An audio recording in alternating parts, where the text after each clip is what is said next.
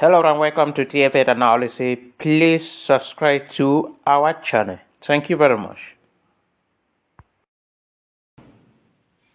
Many people have been asking this particular question. Why is it that the Anglophone crisis for 5 years today is not attracting international community? And many do not know the main reason behind it. So I have gone on research, I've searched, and I have 5 points in which I believe they are the reason why the Anglophone crisis does not get international attraction. And here are the 5 reasons. The first reason is press censorship in Cameroon. There is serious press censorship in Cameroon. The media houses in Cameroon, all the media houses in Cameroon are quiet about the Anglophone crisis. You come to discover that nearly all the media houses in Cameroon do not speak carelessly about the Anglophone crisis. They do not give report immediately as things are happening in Anglophone crisis. I came to discover that they mostly come up to say something only when the government spokesperson have said something concerning that particular issue. Meaning there is serious oppression on the media houses in Cameroon. And there is serious editing of the media houses in Cameroon when it concerns the Anglophone crisis. And that is the main reason the international community is not aware. And all these things, saying maybe they are following the media houses in Cameroon, it is talking so much little about the Anglophone crisis. They believe the government is capable of managing it. And that is why it is happening that way. The second point that I came to discover that is holding on the international community from coming in for this issue is the government of Cameroon preventing international community, NGO, from going into the field. Since this crisis started for 5 years today, you cannot, just some few international community or organization went into the field to see what is happening, like United Nations, Transparent International, and others. Many of them do not go into the field. They have never been there. Those who try to be there, some were kidnapped, like the United Nations agents for refugees. Some were kidnapped. Some were being maltreated. And all these things, we don't know whether it's a strategy of the government to show to the world that that place is not secure for them to go. And then for them to go there, they are afraid, and all these things boil down because those are the people that can come up with true a report that will attract international community, but they are not going there. They have made it in such a way that it's seen as if the Amber Boys do not want such people, and that has been circulated on social media.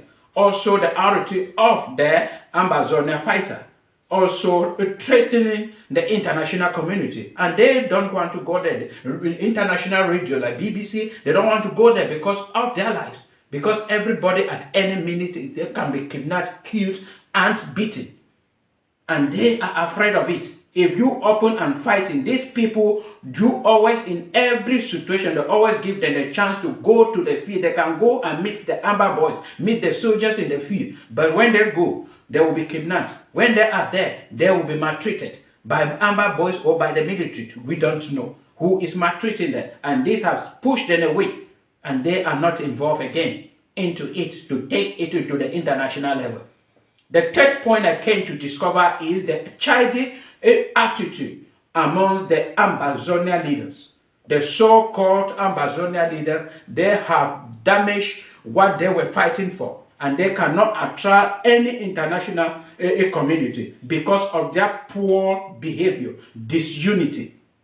If you look what is happening among the so-called Ambazonia leaders, fighting among themselves, while the Ambazonia fighters are in the field fighting, in the name of freedom, they are seriously fighting for power among themselves. I am the leader. I am the one to talk. Your mandate has expired. You have been dismissed. You this one. And all those things like that, the international community are watching. They are seeing it. And all these things, they put them together and say truly what the government have tabled before us, that these people are terrorists. They are terrorists because what is it's coming out from you, the leaders of the Amazonia, is the attitude of terrorists.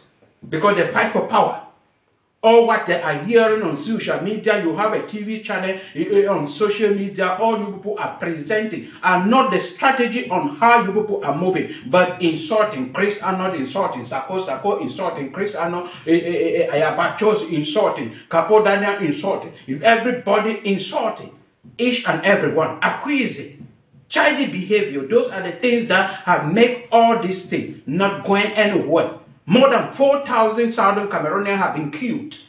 More than 2 million Southern Cameroonians are living as refugees, beggar, IDP, begging for food to eat, while their homes have been deserted. And people are there playing your political games, debating and fighting for position, fighting for money, editing, and people are dying. And then you say you want to attract the internet. Which of these, which country can stand behind such childish behavior? Which country, which international community can stand behind such childish behavior? Which non-governmental organization can stand behind such childish behavior? These are the reasons why the Anglophone crisis will go on and go on and no international community will intervene because of your childish behavior. The fourth reason, the fourth point I came up with is the wrong strategy used by the Amazonian leaders. I keep on crying for these strategies. Every year I keep on crying on this strategy they are using. Stopping children from not going to school is not a strategy. And an international organization like United Nations cannot stand behind you because they are for education. And you are against the education. They cannot come in because you are against education. Strategies like kidnapping, strategies like lockdown, punishing your own people that you say you are fighting for. Those are wrong strategies used by you people. And then the international community will not come in for. What the government is tabling before them, that you people are terrorists, because these are strategies of terrorism. Terrorists at Boko Haram do not accept schools. They put on lockdown, they don't want people to enjoy their lives. And then when the government put it that you are terrorists, that is what they believe. And they allow the government to fight you as they are fighting terrorists. Because you look at the case of Boko Haram in northern Cameroon and Nigeria, the international community knows have given them power to fight them. And they have given, and if this thing continue with such strategy, they will still give the power to the Cameroon government to fight you. And they allow it to be like that they are fighting terrorists. It's strategies. And I keep on saying that when you are using a particular strategy for many years and it is not yielding any fruit, you have to stop, have a break, think, and create another strategies in how to go. You cannot be punishing your own. In the name of you want to gain freedom and you want somebody to come support you. No, it does not work that way. The fifth point and the last point is Paul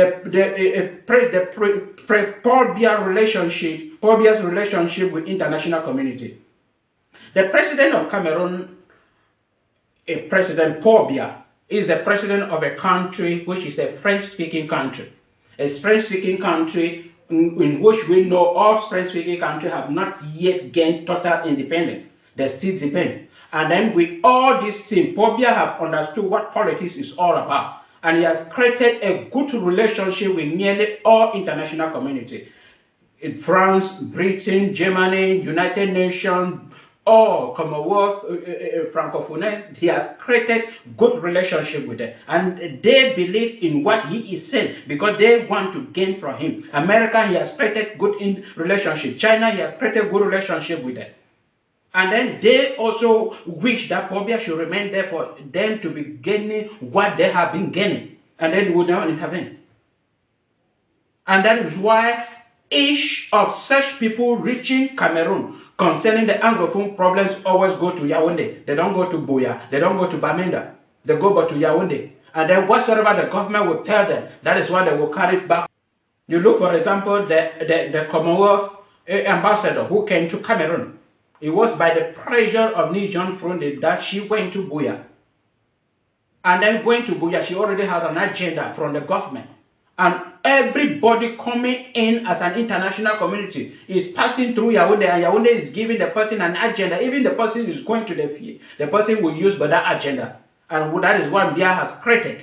And for you to fight for your freedom and attract the international community, you target all these people to understand exactly, to put your petition on their table.